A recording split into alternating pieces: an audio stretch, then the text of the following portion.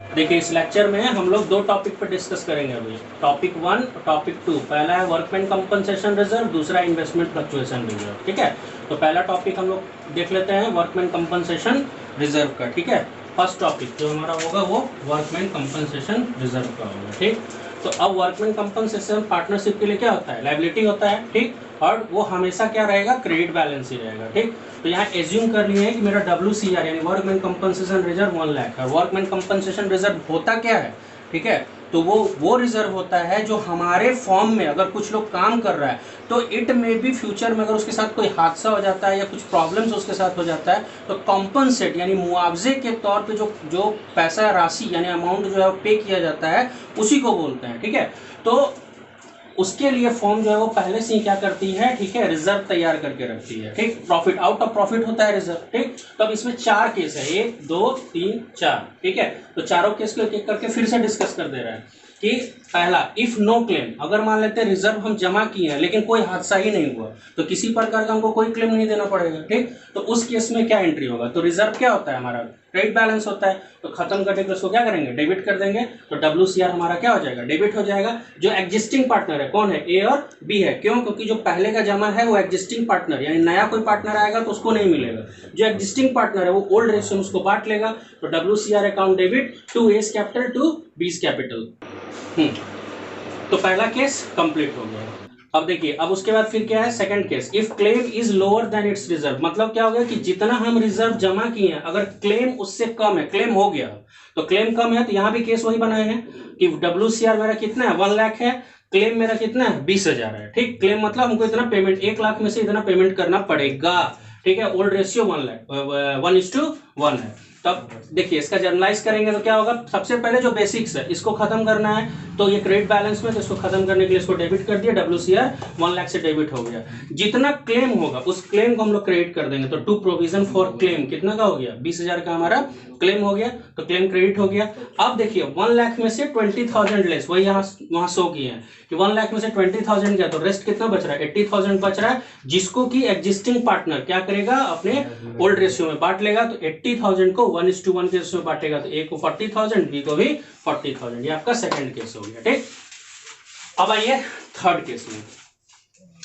Third case में क्या हो रहा है, फिर claim is equal to reserve. अगर क्लेम हमारा क्या है, इक्वल है किससे, रिजर्व से, यानी कि बराबर बराबर है। तो WCR मेरा कितना है, 1 लाख है, क्लेम भी मेरा 1 लाख का ही है। तो कुछ नहीं, वही बेसिक्स को पकड़ के चलना है। अभी जो जस्ट पीछे बैक में समझाएं क्या कि WCR यानी कि मेरा रिजर्व जो है वो डेबिट होगा, तो ये डेबिट हो गया। अब प्रोविजन हमारा क्या होता है, क्रेडिट होता है। तो इक्वल अमाउंट से हम लोग डेबिट और क्या कर देंगे, क्रेडिट कर देंगे, 3 खत्म हो जाएगा। ये 4 नंबर थोड़ा समझिएगा, ये इंपॉर्टेंट है क्योंकि इसमें रिवैल्यूएशन घुस रहा है, इसका आगे बहुत काम पड़ने वाला है ना।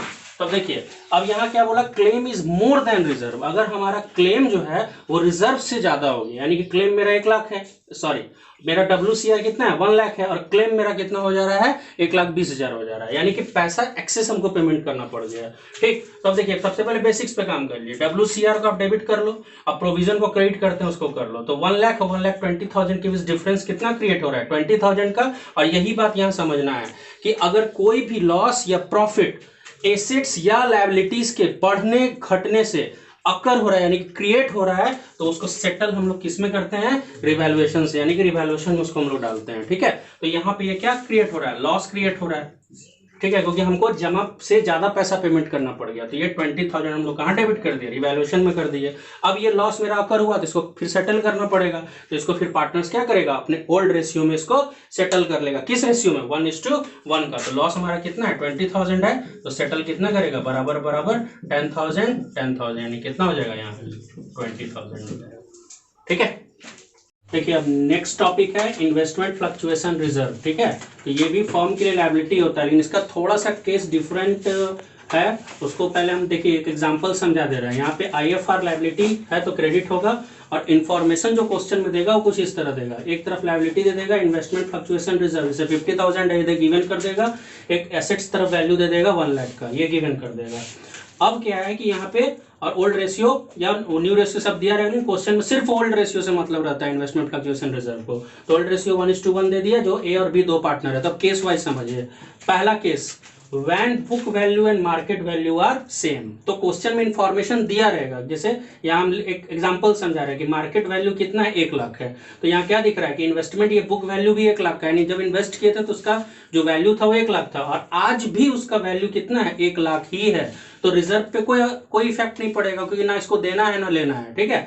तो ये जो रिजर्व मेरे पास पड़ा हुआ है सिर्फ इसको बांट देंगे, तो ये मेरा क्या है, क्रेडिट बैलेंस में है, ठीक। तो इसको खत्म करने क्या करेंगे, डेबिट करेंगे, इसलिए IFR यानी इन्वेस्टमेंट फ्लक्चुएशन रिजर्व को क्या कर दिए, डेबिट कर दिए। और जो एग्जिस्टिंग पार्टनर है, जो बिजनेस को पहले से कैरी ऑन कर रहा है, वो ओल्ड रेशियो में उसको क्या कर लेगा, बांट लेगा, इसलिए 1:1 में इसको क्या कर दिया, बांट दिया, ठीक है। केस 1 क्लियर हो गया। इसके बाद है केस 2। केस 2 में क्या है, when market value is less than book value, यानी जो मेरा पहले वैल्यू था, यानी कितना था, 1 लाख था, अब घट गया, वो अब कितने का हो गया, 90,000 का हो गया, यानी कि कितना का लॉस हो रहा है, 10,000 का लॉस हो रहा है। इसी को बचने के लिए हम क्या बना के रखते हैं, रिजर्व। तो वो 10,000 को राइट ऑफ कर लेंगे, किसमें से, इस 50,000 में से। तो देखिए सबसे पहले जो बेसिक्स है, ये मेरा क्रेडिट है, इसको खत्म करने के लिए डेबिट करेंगे, तो इसको क्या कर लिए, डेबिट कर लिए, ठीक है। उसके बाद कितना का गैप बन रहा है, 10,000 का, तो 10,000 का इन्वेस्टमेंट क्या हो गया, क्रेडिट हो गया, यानी इस 50,000 से ये 10,000 रिकवर कर लिए, ठीक है। तो अब 50 में से 10 तो बचा कितना मेरे पास, 40,000 बचा। तो 40,000 को फिर ओल्ड रेशियो में यानी कि 1:1 में क्या कर लेंगे, डिस्ट्रीब्यूट कर लेंगे। तो 2 एस कैपिटल और 2 क्या हो गया, बेस कैपिटल हो गया, ठीक है। ये दोनों केस ज्यादा टेस्ट होता है, ठीक है।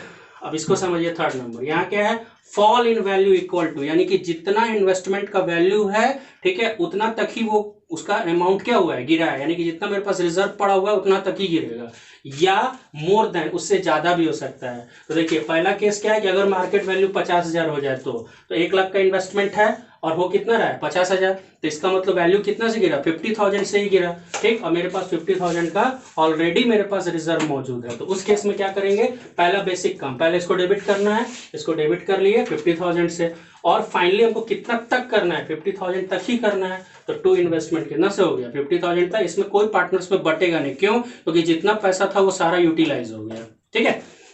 अब इसके बाद इसी में सेकंड केस है, मोर देन, अगर ज्यादा हो जाए, कैसे।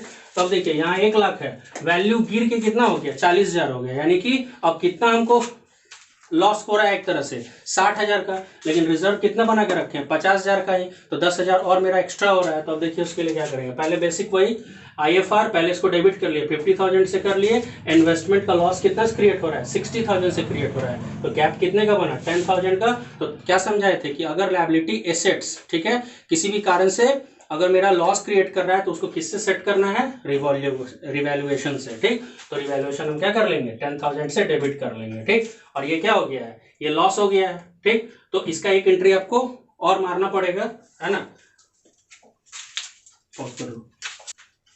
देखिए तो अब ये 10,000 का जो लॉस क्रिएट हुआ, अब इसको फिर पार्टनर्स क्या करेगा, बांट लेगा ना। तो अब ये डेबिट में था, तो इसको खत्म करने के लिए यहाँ क्या कर लेंगे, क्रेडिट कर लेंगे, ठीक है। तो थोड़ा ध्यान दीजिएगा, ये यहाँ पर थोड़ा सा ये है ना, यहाँ पे इसका खत्म हो रहा है, ठीक। तो ये लॉस को बांटने के लिए क्या करेगा, ये क्रेडिट कर लेगा, तो ये लॉस क्रेडिट हो गया, और पार्टनर्स जो है वो एज और बीज अपने ओल्ड रेशियो में उस लॉस को क्या कर लेगा, बांट लेगा। अब लास्ट केस है 4 नंबर। अब क्या है, market value is more than book value, यानी कि जितना मेरा इन्वेस्टमेंट किया था उसका कीमत बढ़ गया।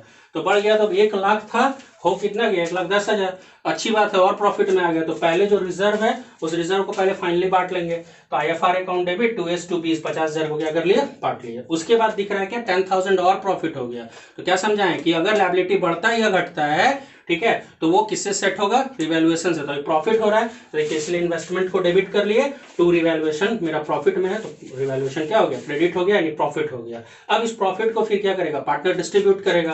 तो ये क्रेडिट में मेरा क्या है, प्रॉफिट है, खत्म करने के लिए इसको क्या करेंगे, डेबिट करेंगे। तो रिवैल्यूएशन डेबिट हो गया, और उसका पार्टनर्स क्या हो गया, क्रेडिट, ओल्ड रेशियो में इसको भी बांट लिया, खत्म।